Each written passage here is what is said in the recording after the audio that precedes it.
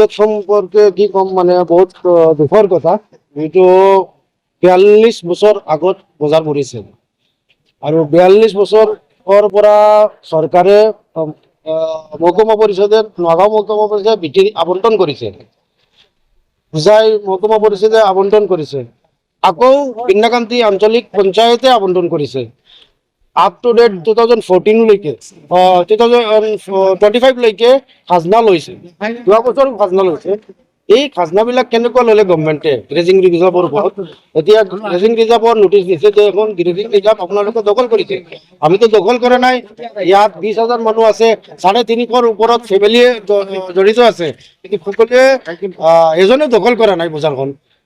বজাৰটো চৰকাৰে দিছে, ব্লকে দিছে আৰু টেণ্ডাৰিং কৰি আছে। প্ৰত্যেক বছৰ 3 লাখ 3.5 লাখ টকা বজাৰ টেণ্ডাৰিং হয়। আপোনালোকে ব্লকত ৰেকৰ্ড পাই যাব, চিঅত ৰেকৰ্ড পাই যাব। 2015ৰ পৰা আমি হাইকোৰ্ট কৰিছোঁ, এবাৰ 16ত ষ্টে অৰ্ডাৰ দিছিলে। তো তাত কেনেকুৱা দিলে, গ্ৰেজিং ৰিজাৰ্ভত কেনেকুৱা দিলে? এতিয়া এই 272টা নতুন বিটাৰ ওপৰত কেলেংকাৰীৰ ওপৰত হৈছিলে, কেছ হৈছিলে।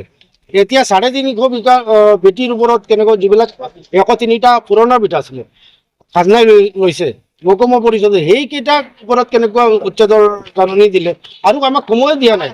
মেইন কথা হ'ল এখন বজাৰ, এইখনতো এটা ফৰেষ্ট লেণ্ড নহয়, এখন বজাৰ য'ৰ দোকানীবিলাকৰ মাৰ্কেটত যিমান টকা আছে পৰি আছে, সেইবিলাকতো টকা 10 টকাও নাপায় মানুহে। এতিয়া যদি আপোনালোকৰ মাধ্যমত এটাই ক'ম, যদি সময় দিব পাৰে 90 দিনলৈকে সময় দিয়ক দোকানীক, আৰু যদি নোৱাৰে তেনেহ'লে 450 বিঘা গ্ৰেজিং ৰিজাৰ্ভ আছে ইয়াত এজনেও, মই নাম ক'ব নিবিচাৰোঁ, কিন্তু যেনেকুৱা বহুতো আছে ইয়াতে পাট্টা পাইছে, এজন দুজনে এনেকুৱা পাট্টা পাইছে। গ্ৰেজিং ৰিজাৰ্ভত পাট্টা কেনেকুৱা পালে আৰু সেইবিলাক লিগেল কেনেকুৱা হৈ গ'ল?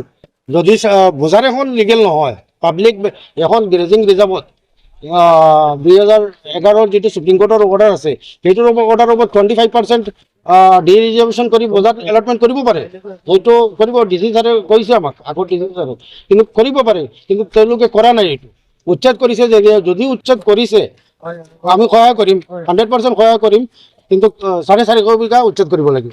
আৰু লগতে ইয়াতে কিবা শুনিছোঁ, মানে আমাৰ ওচৰত তথ্য নাই যে কিবা আদানী গ্ৰুপক দি দিছে, কিবা কিবি চিমেণ্ট ফেক্টৰী হ'ব, অমুক হ'ব তমুক হ'ব, সেইবিলাক নাজানো, তথ্য নাই আমাৰ হাতত।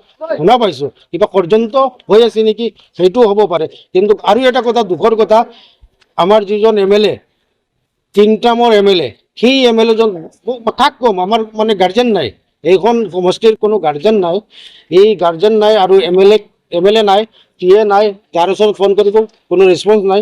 এনেকুৱা MLA নালাগে, আমাৰ ভোটো দিব নালাগে। কি ক'ম মানে, কাক ক'ম? এতিয়া মানে MLAজন মানে নিবিচাৰোঁ আমি, মানে আৰু ক'ব নিবিচাৰোঁ, কি ক'ম, ইমান দুখৰ কথা।